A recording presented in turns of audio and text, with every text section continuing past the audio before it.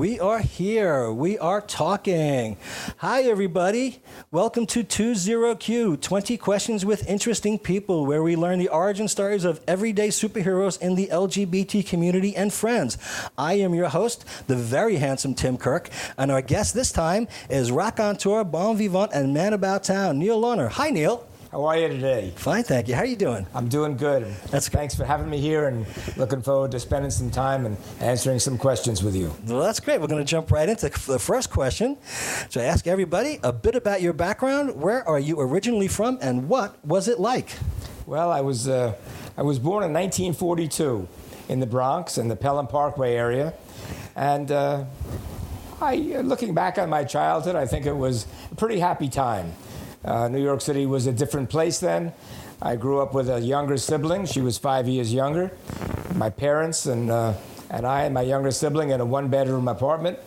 We moved up when my grandmother died, and my grandfather moved in with us to a two-bedroom apartment, and I had to share one of the bedrooms with my grandfather. So it wasn't like today where you have 4 or 5 bedrooms for 3 or 4 people. We had 2 or 3 bedrooms for 4 or 5 people. But everyone got along real well. And both my parents, my dad worked for the post office. He was a postal supervisor. My mother was a housewife until we got to be teenagers, and then she got to have a job as a school secretary. So they were both working parents, and my dad was a college graduate, and they were hard workers. And we weren't rich, but we didn't know it. But we were comfortable. We didn't need anything. We didn't want for anything. Let's put it that way. And anything else you'd like to add? Well, I went to high school. I walked to high school, Christopher Columbus High School. I like to say it was about 20 blocks uphill both ways. I had to fight off wild dogs in the winter, but we walked. There was no school bus service, and we had a nice time. Didn't have enough money to go to a paying college, so I got into City College of New York, which at that time was free to New York City students who achieved a certain academic standing in high school, and it was a good time. I roomed with my grandfather, and I used to study my chemistry, and he was a tailor working in the bedroom, and I was trying to study, but it was fun. We always had good times with family. And I went to City College and graduated that, and I guess I had an influential aunt. I wanted to be a physician. And she said, "What do you want to be a physician for? It's life and death, and you have to make house calls. You don't want to do that." She says, "Why don't you be a dentist? There's no life and death. You don't have to make house calls. They make a nice living, and maybe you should go to dental school." So she was pretty influential in my life. And I went to dental school, and I didn't leave New York City. I went to dental school in NYU down on 23rd and 1st, and I spent 4 years there. It's considered one of the best dental schools in the country, is it not? It is, yeah. My father always had the joke. He said he was an attorney, and he did a lot of malpractice, and he knew a lot of doctors. And he said that what you should always do is be a dermatologist. Patients never get better. There's no emergencies, and nobody ever dies on you. That's why it's so hard to get a dermatology residency, because of the lifestyle. Yeah. Nice lifestyle. It is nice. No emergencies. No one's dying on you. Once in a while, you get a little zit to pick on. little skin cancer you can take case care of of. athlete's foot. That's about it. So I'd say I had a happy childhood. It sounds like you had a happy childhood. Yeah. That sounds very, very lovely. I worked real hard. I used to work from the time I was 15. I worked summers as a clerk in a drugstore up in the Catskill Mountains. Did you really? Yeah. When I turned 18, as soon as I could, I got a job in the Catskill Mountains as a waiter. Actually, I didn't start off as a waiter. They made me a children's busboy, which was the lowest of the low. Really? Then they promoted me to a children's waiter, and for the last 4 or 5 years I worked there, I was a waiter. So I worked all the way from college and through dental school, paid my tuition all the way through. Really? Yeah. Which resort did you work at in particular? I worked at a few. I worked at the Nevele, and I worked at a place called the Homowack Lodge, funny name, and then another place called the Echo Hotel. And I worked there for about 6 years. And I was able to make, at that time, about 1960, and save, because there was nowhere to spend money. They put you up in the hotel. I was able to make and save in the summer $1,200. Wow. And at that time, the cost of a new car, like a Chevy at that point, was about $2,500. So basically, it would mean if a Chevy these days is $25,000. I was making $12,000 for the summer, for half the cost of the Chevy. Wow, so it was pretty good, and I was able to pay my way through school that way. I actually worked with somebody. I think he was a part of the Grossinger family, and he was going to inherit part of the business. That all fell apart. And now they're back up as casinos now. Right. But I think he was one of the Grossingers. And what the rule in the family was, you cannot be in the business until you've worked in the business outside of the family. Yes. So you understand what it was like. They had very strict rules. That's a good rule. It was a good rule, and he was a very good-natured guy, and it was a pleasure to work with. But he knew that that they were not going to just let him be a spoiled brat. You had to understand what it was like to work in the world without being the cushion and the pad of the family. So he understood that, and he went back, and unfortunately the Catskills had just collapsed it was 1990. I think. What led to the collapse of the Catskills, as far as I'm concerned, is the invention of air conditioning. where many of these old Jewish people used to go to the Catskills to get out of the city heat. Yes. That now they could sit and luxuriate in their air conditioning, and also the invention of the jet plane, where they can go to the Caribbean or Vegas instead of taking a prop. And also the Woody Allen jokes is the two old ladies at a Catskills resort, and they said, the food is terrible here, and the other one says, yes, and it's such so small portion. So little, yeah. Which reminds me of the Jewish waiter in the Catskills who has a table of 6 elderly Jewish women around a table, and in the middle of lunch he comes up and he's serving them lunch, and he comes to them, he says, ladies, is anything all right? That's right. I guess the experience there taught me how to deal with people, and at a young age I had to deal with more mature people, and you learn.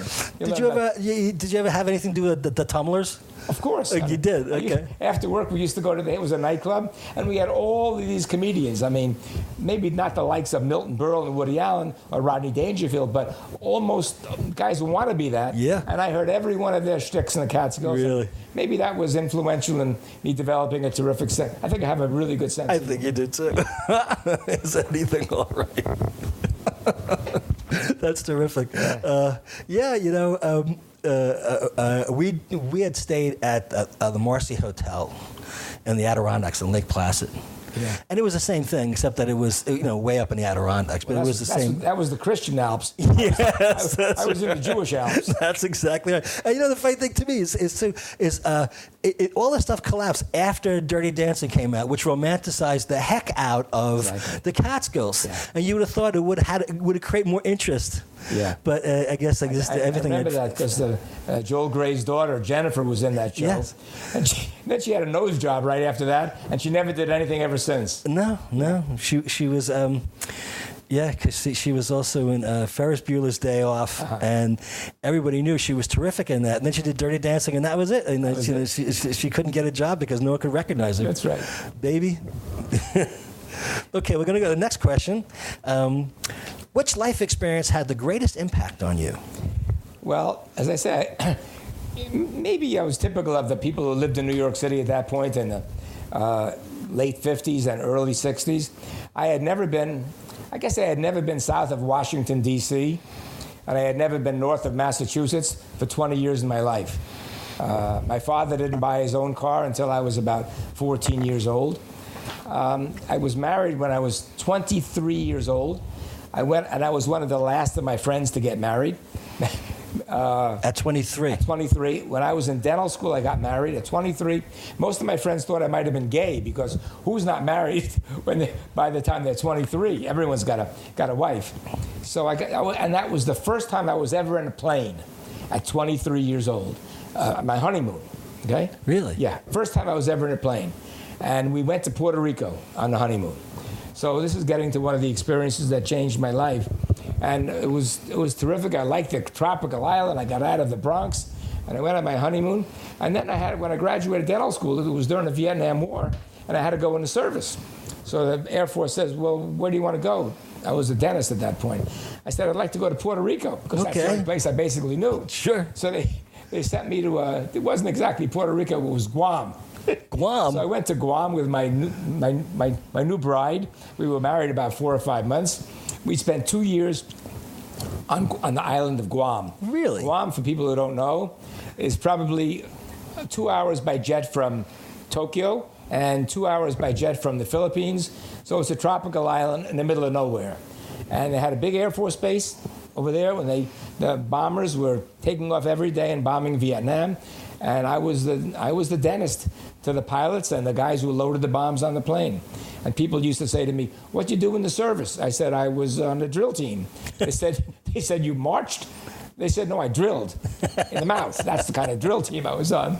But that's an experience that changed my life, because I was there from 1966 to 1968, and things in the United States in 1966 to 1968 when it were in turmoil. 1967, 68, there was Martin Luther King was killed, Robert Kennedy was killed, the Vietnam War protests were going on, and I was kind of isolated from that experience. I was on a military base on Guam, and we had done a lot of traveling on Air Force planes. When I was 23 years old, I had already been to Japan for about a month. I had been to the Philippines, Okinawa, Hong Kong, and Thailand, all in that time before I was 25 years old. Wow. And it was just my wife and I traveling by ourselves, having to figure out places, not so many tourists, so a lot of people didn't speak English. And I guess it was a really maturing experience. And coming back in 1968, seeing this change that had taken place in America, both within women's lib and Vietnam protests. And when I came off the plane, and I saw my father, who I thought was a pretty old guy with sideburns and long hair, I said, "This world has really changed." And Really? That was your dad, huh? yeah, it's sideburns. I couldn't believe it. In the Bronx. In the Bronx.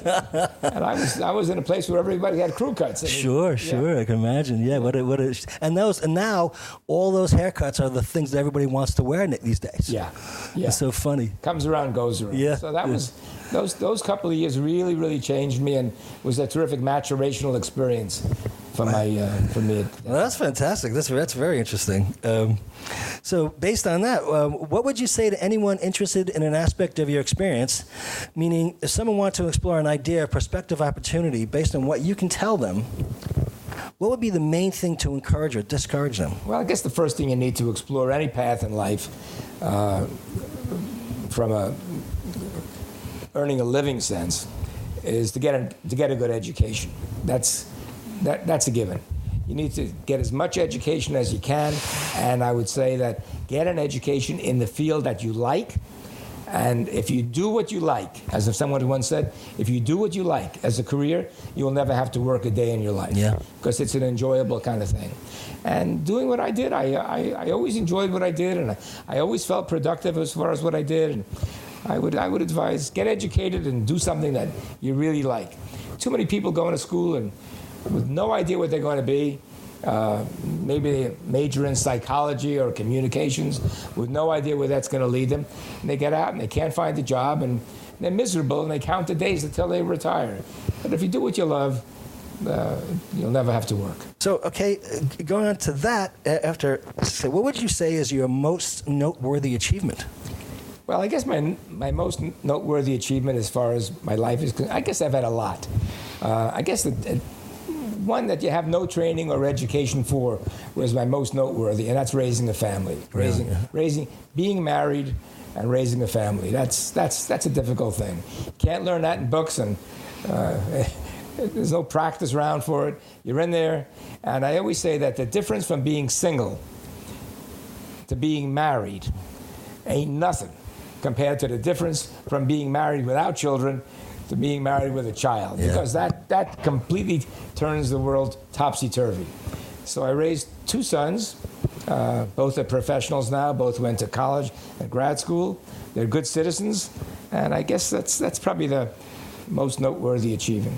I'd be proud of that. I would say that a friend of mine once used to say, if you can get used to marriage, you can get used to anything that life has to offer, because living with another person and living with kids is probably the biggest challenge, and you try to do it right. You try to do the best you can. I have 7 nieces and nephews, and they all have children. And my oldest nephew is 43, and he's got 3 kids. And it's such a shock to see people who you grew up, and see what they were like as children and young adults, and be responsible, loving parents. That's right. Because you see them as being fun-loving and the spark of this eternal youth in their face, and then even they still have that, but you see them being responsible adults, and it's just one of those things you sit back and you go, oh, okay. Very good. I'm proud of all of you. That's right. It's because it's something else that I have not done. So hats off to everybody who can successfully raise a family, because it's a whole lot more than you can possibly imagine until you've undertaken they it. always say that they say insanity is hereditary. You get it from your children. so that's for sure. And kids are.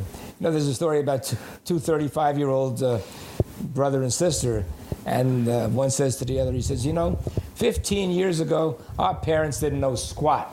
But it's amazing how much they learned in the next 20 years. So That's right. Parents will do that. Yes, you are correct. So the biggest first personal challenge that you faced, a personal injury, a seemingly overwhelming task, personal or professional goal, or a difficult situation you had to overcome? I guess the biggest personal challenge was realizing that after 20 to 25 years of marriage, my wife and I were not on the same wavelength. And things got progressively worse until I got divorced after 40 years of marriage. And wow. I tell that to people, they say it's almost unheard of. And I said I tried my best, and I was always successful in the things that I did, in school, in my profession, raising my kids, and things generally came pretty easy to me. And I didn't want to admit that I was failing, and what I thought was the most important thing I had to do was to maintain this marriage. So when I finally left, and when we finally called it quits, I cried more in those weeks and months after that, because I sensed that it was a failure in my life than I've done when I experienced friends and family that have passed away. When I realized that marriage was headed for dissolution, that was I considered it a failure, but I had to move on, and I had to make that decision, and I couldn't turn back. Right. I'd given it plenty of time, and life has to go on. I completely understand that. So what would you say was a transformational moment in your life? A meaningful gift, a reason to belong to something, being a parent, a good job, bad job? I guess the transformational moment was about 2 or 3 years after I was divorced. I was having a manicure. Having a manicure? During the days that I was a dentist, I liked to keep my hands really nice. Oh, that makes sense. And, sure. And I went down and I went to and I had started to date at that point, and I was going out. And a woman sat next to me at the nail salon, just serendipitously, and we got into a conversation, and she asked me, she said, you and your wife live in the neighborhood? You seem to be a nice guy. I said, well, I'm actually divorced. I'm single. And she said, well, give me your card. You never can tell. And I gave her my card. And 3 months after that, I got an email from her. She said, gee, I want you to meet this gal that I do some business with. And turned out, after several years of dating, that gal turned out to be my wife. And so that was 10 years ago. We dated for about 3 or 4 years, and we've been married for very close to 7 years now. Right. But I am now 76. I got married when I was 69, so I know that I'm never going to have the opportunity to celebrate 25 or 50 years of marriage as someone who's young. So my wife and I do is we celebrate our years of marriage in dog years. So that's what you said. That's very sweet. You know that? That's we've had that's 7 human years and nearly 50 dog years. She knows she gets the good presents close to the 50th anniversary, so we're very close to it now. That's it may terrific. cost me. I think that's great, though. That really is. That's a really good way of looking at it. Yeah. Yes. Following up on that, this is what I always say. This is my most cliche question. What drives you? What gets you up in the morning? I'm an inquisitive person. I like to explore. I have interest in many, many things, and many times I find myself surfing the web one thing to another, because there's lots of things that I know lots of things about, and even things that I don't. I think that life is a constantly learning experience. So I try to learn something new every day. I continue to take courses at universities now. My wife and I take courses. I have some terrific hobbies, which I pursue on a daily basis.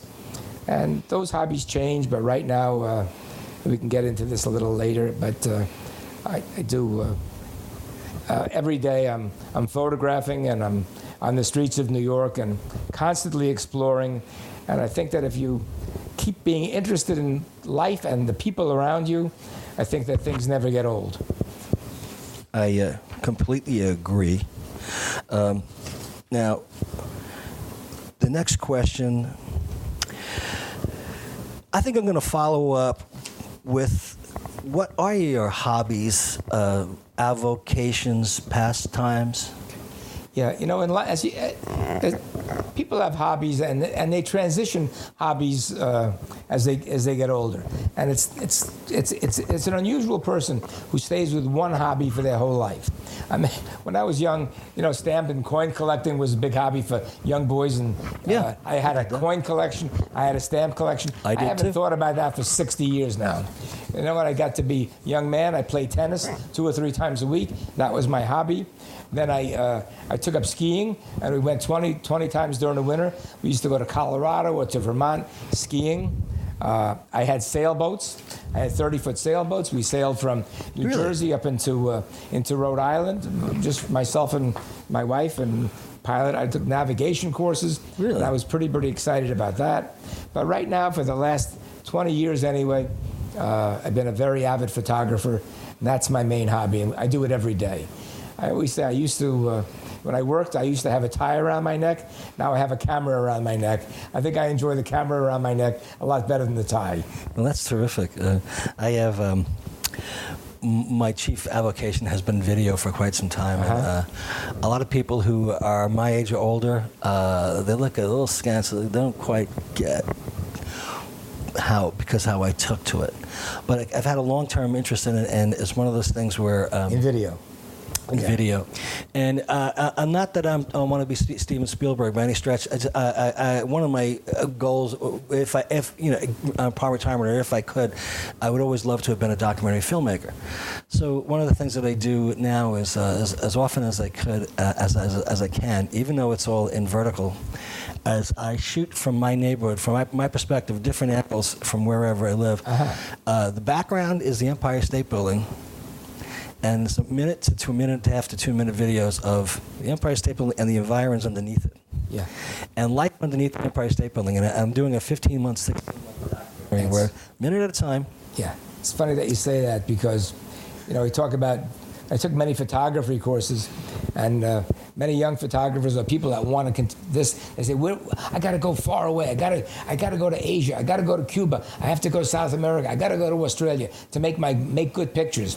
And a very famous photographer said that he did a 3-year project just in his backyard, photographing little details of things in the backyard. And you don't have to go too far to go ahead and do things that are creative and nice. Some people think you have to get on a jet plane to make good pictures. You can make them in your backyard, just like you're doing in the Empire State, around the Empire State.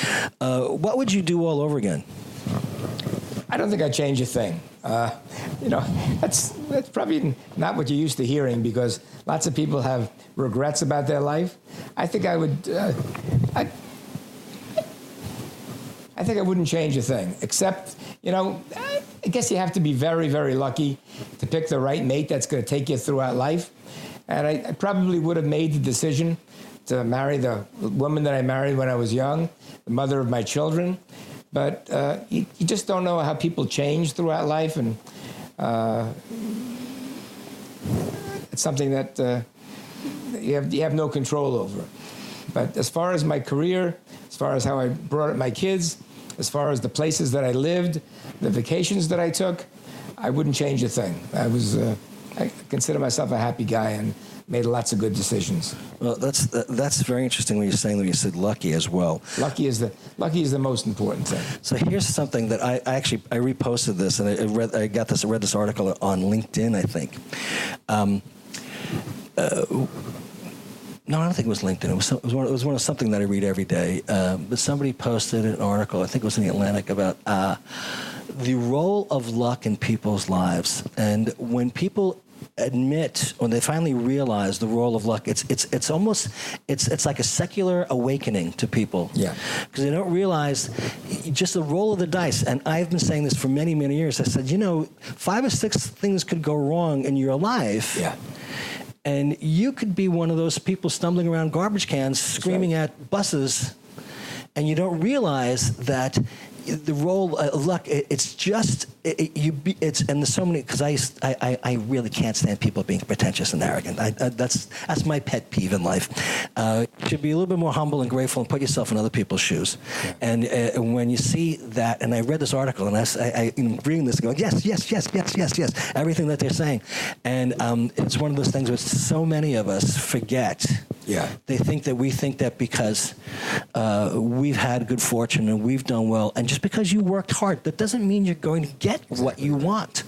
And it's one of those things. It's a constant reminder. Especially, it's I actually 23rd between 6th and 7th. That is informally, colloquially known as the blind block, because the Lighthouse for the Blind, Celis Manor's there, and you can just see, you don't know how lucky you are. It's not just people who are blind; it's other people who are profoundly disabled, who are wards of the state, and they need someone to take care of them all the time. And you're just like, you have nothing to complain about ever, Yeah. So. My wife and I, getting back to the same topic about luck, it's important to give back. Mm-hmm. And my wife especially, and I join her sometime, in our synagogue, in the basement of the synagogue, there's a beautiful men's shelter. And it's for mostly minorities who are there, and my wife cooks once a week for the homeless. Very good. And I go down lots of times and I help her and I clean and we serve the homeless men. And they sleep there at night, they shower there at night. And I've spoken to a lot of the men. And a lot of the men who are now homeless, they own businesses. Yeah. They were successful people as far as monetarily. Yeah. And 2 or 3 bad things happen. Yes. They get an illness, or their wife or child has an illness, they have no money, and all of a sudden, they're in a homeless shelter. Yeah. So luck is so important. And it drives them crazy. A quick story if I have time. Sure. I think it's kind of important. Years ago, I was in London, and I was staying with my wife at a lovely hotel. And my wife, in the lobby of the hotel, pointed at the other end of the lobby, and she said, "There's Frank Langella over there, the famous actor." And I saw that he was with a bunch of people. They were traveling in a little bit of an entourage. And I approached one of the men that was with Frank Langella, and I said, "You with Frank's group?" He said, "Yes." I said, "What are you doing in London?" He says, "Well, a bunch of us here, we had been to the Cannes Film Festival in France, and now we're stopping off at London, and now we're going back to Hollywood, where we all live, in California." Okay. So I said, "Well, how'd you get into?" He said, "I've been very, very successful in the movie business." I said, "Well, how'd you get into the movie business?" He says, "I own the rights to Mr. Magoo. I own the rights to this. I own the right to that." Wow. I said, "How'd you get into the movie business?" He said, "Luck." Yeah. Luck. And this is the story. He says to me, really? So he said to me, in about 1940, he had graduated high school, and his father had a movie theater in Chicago. And he said, "I was a bum. I was not doing anything." So my father said to me, "Well, since you're not doing anything after high school, let's go up in the, I'm going to show you how to change the reels on the projection. Okay. And you'll go ahead and do this. You'll get a job." He said, "So I'm showing movies in Chicago at my dad's movie house." Okay. He says, World War II breaks out, and I get called in a draft. And the recruitment says, "What do you do in civilian life, son?" He said, I show movies." He said, "Okay." He says, "You'll be making Army training films." He says no to the recruiter. He says, I don't make movies. How you do now? I show movies." That's all right. The recruiter says, "You're the closest thing we got." Show movies, same thing. Okay. So he says they took him in the Army. They told him how to work behind a camera. They told him sets. They told him lighting. And he gets back to Hollywood and starts his own little studio. And before you know it, he's a multi-millionaire. One statement in life, when a kid was 18, who was a bum, now all of a sudden he's making movies because he was showing movies, and all of a sudden now he's making $1 million 5 years later after the war is over. Isn't that so something else? One little thing. Yeah, I know. Whether you're twist of fate, you're right? in a homeless shelter or making millions of dollars. Yep. Fate. It's fate. You don't know. You don't know. It's luck. Yep. So, okay, we're going to move on to the next one. What's the first thing you want to come to people's mind when they think of you?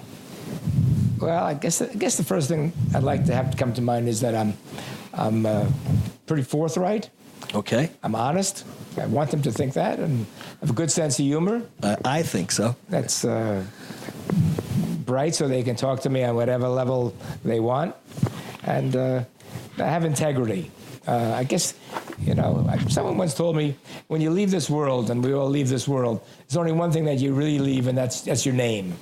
And to have a good name is probably much more important than having money or things like that. But so integrity is very, very important. Keeping my word, having my friends, and telling the truth. That's really important. Well, I think that's wonderful.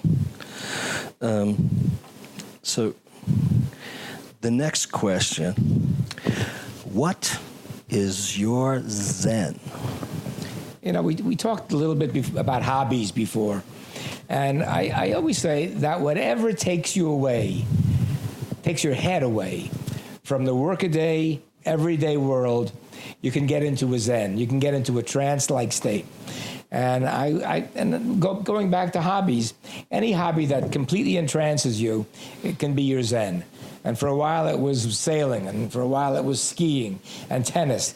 But now when I am working in the street with my images, and especially when I'm on my computer and my printer, getting ready for a show, and when I used to work in the darkroom for years, you go into the darkroom at 7 o'clock at night, and the next time you look at your watch, which seems like about an hour later, it's 2 o'clock in the morning, and your mind is completely at rest with no worries. The only thing you're thinking about is what you're doing, and you go into a Zen-like trance. You forget so I say that any hobby, and mine is photography now, takes me away from the workaday world, and there's no worries at all.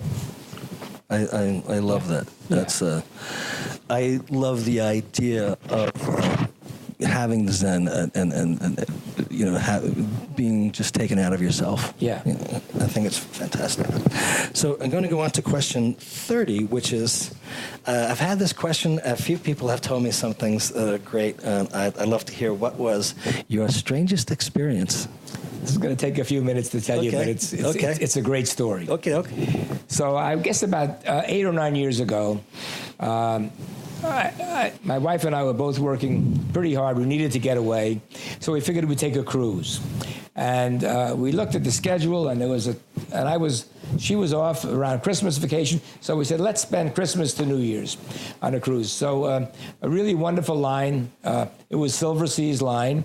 They were selling a 14-day cruise, which they sold as a 7-day or a 7-day or 14. We couldn't take 14, so we wanted to take 7. Okay. So the cruise went Fort Lauderdale, Island, Barbados, and the other 7 days were Barbados, Island, Fort Lauderdale. Okay. So we figured, well, let's meet the ship in Barbados, and we'll take the ship Barbados and stop in the Virgin Islands and St. Martin and St. Bart's and all of those places, and then we get back to Fort Lauderdale. So the cruise was supposed to leave December 26th, and it was supposed to leave from Barbados. So and it was leaving in the evening. Let's say it was a Saturday night on the 26th of December. So I booked a flight to arrive in Barbados at 10 o'clock in the morning on December 26th, and we had planned on boarding that ship that evening. We had 10 hours. Okay. Make a long story short, 2 days before that, New York City and the whole East Coast got 26 inches of snow. I remember that. The airports were closed from Maine to Georgia. It was the biggest snowstorm we've had. I had no insurance on the trip, and I called up my travel agent, and she said, and I said, well, I'm not going to be able to make it. She said, try to get to the ship. Try to get to the ship. So I looked all around, looked at every weather station. There was one airport that was open. That was Baltimore, Washington. So I figured if I got to Baltimore, Washington airport, I could get a flight to Miami, where there was no snow, of course. And then from Miami, I could meet the ship in Barbados. But then again, the ship had already left Barbados. I'd have to meet it at the next island, which was St. Bart's. Okay. So we go down to Baltimore Washington Airport. It took us about a half an hour to an hour just to get to Penn Station in the snow. We got on a plane in Baltimore Washington. We got to Miami. The next morning we had to meet the ship in St. Bart's. So we had to fly. We had to go to. We flew into St. Martin because the ships don't come in. We had to meet the ship in St. Bart. Yeah, I know St. Martin. I've been there. So, so anyway, you can't get to St. Martin by jet and St. Bart's. So we landed in St. Martin. We had to go by a little ferry boat between St. Martin and St. Bart's. The ocean was so rough there that they give you those barf bags on the ferry, and everyone was using them. Really? We get to St. Bart's. We had been tracing this. We were supposed to meet in Barbados, but we didn't go. The second day, we figured we were a day late. So we go to St. Bart's. I'm looking for the ship in the harbor. So I said to the dockman, "Where's the ship? We're looking for this Silver Sea ship." He says, "Monsieur, the ship came in over here. It couldn't hold too much storm. It left." I said, "What do you mean it left? I've been tracking this ship. I've been flying here. What do you mean it left?" He says, "Well," I said, "What can you do? I'm here. The ship is supposed to have been here and leaving tonight, and now I'm here." He said, he said, give me a few hours. I have to call Europe." He calls Europe, the headquarters, and I come back in a couple hours. I said, "So what's happening with my cruise?" He says, "Monsieur, the ship, she is turning around." I said, "Turning around? Great." Turning around for you? Yeah, turning around for us. So I said, "I guess it's going to meet us right here in St. Bart's." He said, "No, sir." He says, "The ship cannot come here. It's going to meet us in St. Martin." So we took the same ferry, but everyone was throwing up again on this thing. God. We get back to St. Martin. I said to the guy who was the emissary for the cruise line, I said, "I guess the ship is what dock are they going to meet us at?" No, they don't meet a dock. He says, "We don't have dock space here. You got a boat. We'll have to go to the ocean." Yeah. Go to the ocean. Yeah. So he puts us in a ferry boat in the middle of the night, about 10, 11 o'clock at night. No. We're going to the ocean. Must have been 20 minutes, a half hour on this boat. And in front of us, we see it looks like the Queen Mary just sitting there in the black of the night. So they pull up at night in the ship in the ocean. And I said, "How are we going to get on?" They lower rope ladders. They lower rope ladders. Really? My wife and I get hoisted onto the ship. Our luggage came up in the next hoist. They put on bosun's chairs, that they hoisted. Really? Yeah. And when we got onto the ship, the crew of the ship was standing at attention, saluting us. And all the passengers were looking down. Who the hell is coming up in the middle of the night? And for the rest of the cruise, my wife and I were known as the rope people. So wow. We got to have dinner with the captain. We were celebrities. Wow. They hoisted us up in the middle of the night on a ship. So that was crazy. That's a pretty strange experience. That's a crazy experience. That is a wild experience. Yeah, the rope people. Wow. You were the rope people. Well, it gave everyone else something to talk about, too. Oh, yeah. Oh, you're the rope people. Yeah, we were wondering why we stopped in the middle of the night here, hoisting people up on the side. Wow, that's something else. That's a heck of a story. Yeah, that's true. Wow. Wow. It reminds me of I Love Lucy when she had to get on the helicopter. There was an I Love Lucy episode that reminded me of that. Okay, so now I'm going to go to question number 31, which is going to be a little bit different. What hurt the most? Well, I had one experience in life that really hurt me. After I retired from my orthodontic practice, I went to teach orthodontics at a major university, to be unnamed. And I was there for about 6 or 7 years. I taught the orthodontic residents 2 or 3 days a week, and I was pretty happy doing that, and the students were even happier. Okay. They voted me at a big dinner with 200 people at graduation, the best teacher of the year. I got an award for the best teacher of the year at this major university. The year after that, the faculty realized, and I realized, that the chairman of the department was doing some very, very unethical things. Oh, wow. In the way she was selecting residents to go ahead and take the continuing education to become specialists.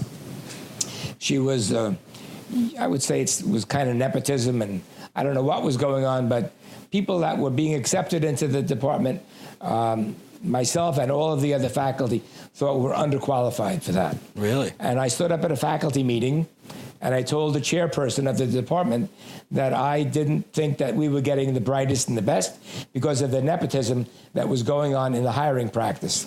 And she looked at me and she said, we are getting the brightest and the best, and this meeting is adjourned. Ooh. Well, the next day she called me into her office and she said that, we have different visions for this department. And I said to the chairperson, I said, my vision of this department has always been for excellence. I don't know about you. Ooh, she said, we don't need your services anymore.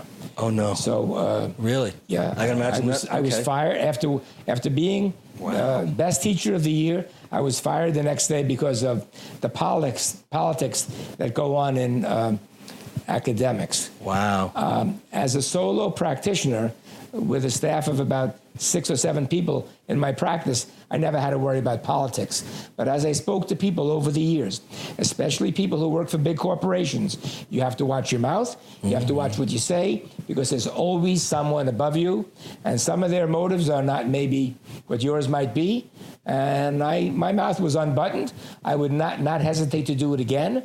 And just to make a long story short again, 2 years after I did that, the chairman was fired for that practice that I had complained to her about. Wow. So what comes around goes around. So moving on to something lighter, I hope. How do you connect with others in a strange environment? I guess as I'm getting older, I'm getting a lot more confident. When I was young, it used to be intimidating, but I always tell my wife that I could meet the biggest bum in the street or the president of the United States and I can go ahead and these people are not intimidating. If you approach them with a smile and a good sense of humor and listen to their concerns and try to have a nice dialogue between them and respect their opinions, I think I can get along, with most anybody. I think our relationship is based on that. Sure. I think everybody in this world wants 2 things. They want respect and they want love. And if you can show people respect of their opinions and show them a little bit of love and caring, I think that it's very easy to make friends. Sometimes when you meet a person and they only talk about themselves, they only talk about their interests, they only talk about their job, they only talk about their family, and don't ask one question as far as how are you doing? How's things with you? You feel that you feel that they're insensitive, and so I like to listen, and I like to be concerned about other people's feelings. Interesting thing about men and women, when men get together. When I played golf, I was paired with a guy, and I tried to be friendly and talk and make conversation, and he would answer me in one word. And then at the end of the 18 holes, he had said about 18 words to me. Yes. If I answered a question, where do you live? He'd say, Chicago. What's your favorite? One word. I know and then people at the end of the 18 holes, you know what he said? What? Nice getting to know you. Well, hell, he didn't get to know me at all. He didn't. There was no interchange. Then again, women. When women get together, they talk about other things than sports or one-word answers. They talk about feelings. Yeah. They talk about emotion. They talk about family. Most guys don't want to get involved on other than a strictly surface level. And like you say, they never dig deeper. The guy that sat next to you, and you didn't know too much about him, and you didn't know but you worked together with him for years and years. Yeah. So maybe it's different. Because if it was 2 women, maybe they would have gone below the surface. Who knows? Because I had a working relationship with somebody, and you respect them, you know what they do, and you like them, you get along in the context of what you do, and that's where you base your relationship on when you work with somebody and you know them, and you get along with people, and you think very well of them, but there's so much more to so many more people. When you meet a person for the first time, after saying hello, if I met you for the first time, and we met several months ago, but one of the things that you asked me and I asked you, and a typical thing is, what do you do? Yeah. You meet people at a cocktail party, just after the initial greetings, well, what do you do? We define ourselves, or we tend to define ourselves as how we make our money, So I could say, well, I'm a dentist, but I don't want to be defined as a dentist. I want to be defined as someone who does art or someone who does. I define myself more sometimes about my hobbies than what I do. Yeah. But most people strictly define themselves how they make their money, and that's the first thing that people want to know. What do you do? Yeah. That's what they ask. In New York too, especially. Yeah. People's souls run a lot deeper than what goes on the surface. What they're doing every day to bring a buck home for to put food on the table. So, following up with that, next question is: do you have a mentor or a role model? I guess in my early years, my dad was my role model, and I respected everything he did. He was able to do the New York Times on Sunday and use ink. Wow. So okay. He was a bright guy, and he was. I respected him. But when I got into the field that I was in, I guess when I was a young orthodontist, I got a job with a guy who eventually became my partner, and he was a professor of orthodontics and a terrific guy, very liberal in his thinking, a terrific husband, a terrific father. He introduced me to so many of the hobbies that I had in life, everything except photography. I learned to sail because he took me on his sailboat. I learned to ski because he and his wife went skiing. So many things that he did influenced me, but most importantly, how he treated people and how he practiced his profession and his ethical standards along the way. And I always try to think of that doctor, and he's still alive, and I see him every year. He's now 93 years old. Wow. He lives in Florida. When I spoke to him the other day, I said, "How you doing?" Well, he says sometimes he gets a little dizzy after a pickleball game. So, what's pickleball? It's like tennis, but it's for the seniors. Okay. It's a fast game on it. It's like a tennis game. Really? All the seniors play pickleball. He says sometimes he gets a little dizzy after he plays a few games of pickleball, but at 93, it's 93, not bad. Not so bad. And my dad's 95. He was my mentor. Well, that's terrific. He was my mentor. Yeah, he's still alive. That's terrific. And I'm 76, so I still have a mentor. That's terrific. That's fantastic. And the fact that 93 is still alive. My dad's 95, and he's outlived everybody. And is he? Yeah. He's 95 now? 95, yeah. Well, it's amazing. I just was hearing in the news today that Senator McCain just passed away just yesterday, 2 days ago.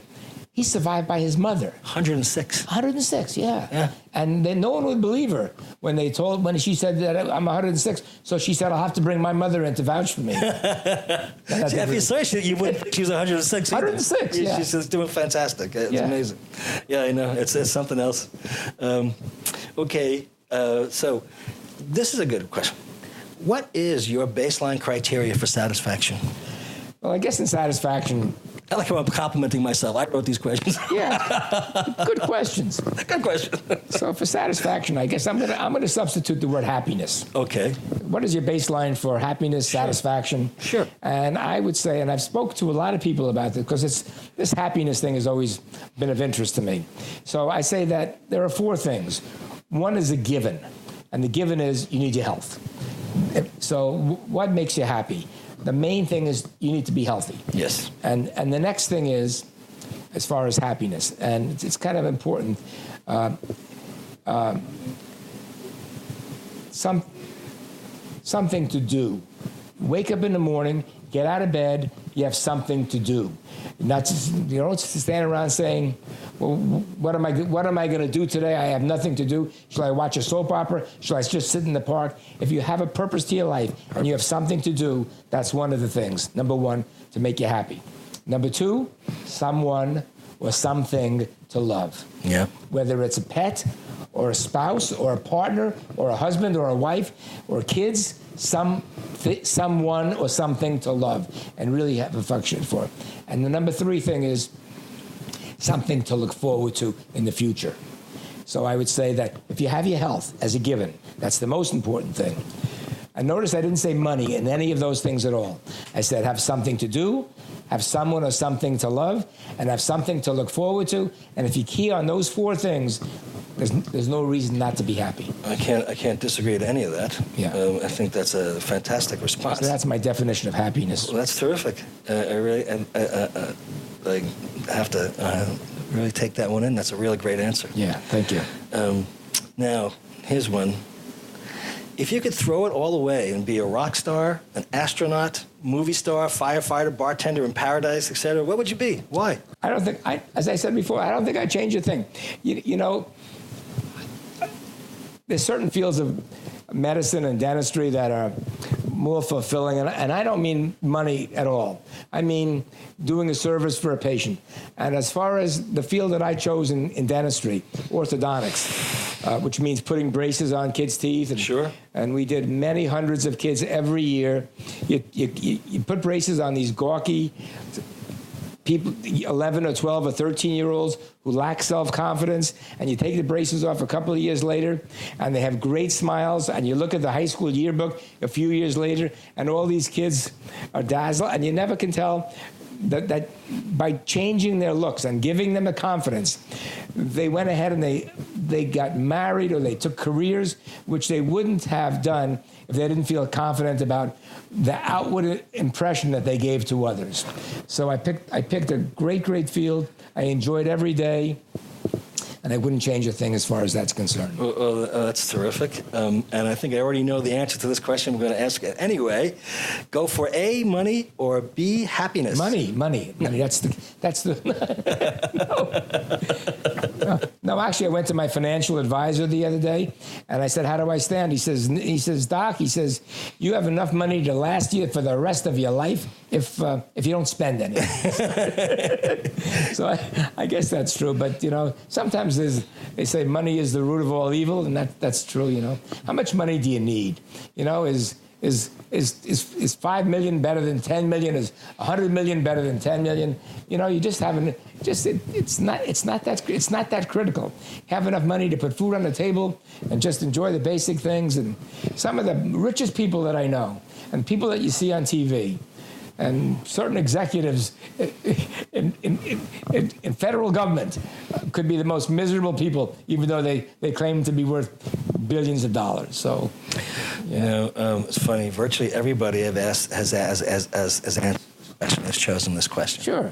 And everybody who is younger always said, "Well, you need money to do stuff, but I don't want it to be the only thing. But you need money so you can do things." Yeah. And I said, "Yes, we understand. Let's just put food on the table, make sure everything. But other than that, everybody wants to go for happiness." Yeah. I mentioned earlier that every single person. My immigrant grandfather, after my grandmother died, and he shared something with me. He was a tailor and an immigrant, and he was a wonderful guy. And he said to me, "Rich or poor, it's good to have money." That's one of my dad's jokes. He says it all the time. Rich or poor, it's nice to have money. You had a Jewish grandfather? My father grew up in Midwood, so it's the same thing. Rich or poor, it's good to have money. That's one of his jokes. It rolls off his tongue all the time. Yeah. He always says that. That's one of his. Like, we can be guaranteed that my dad will tell that joke. Yeah.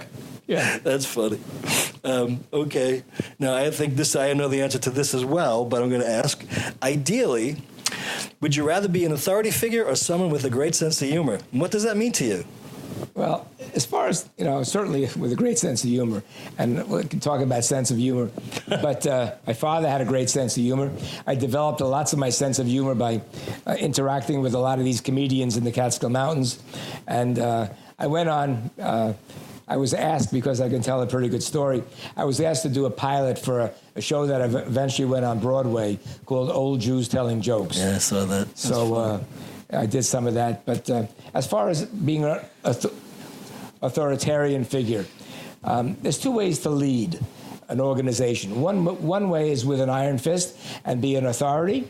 The other way to lead is by example.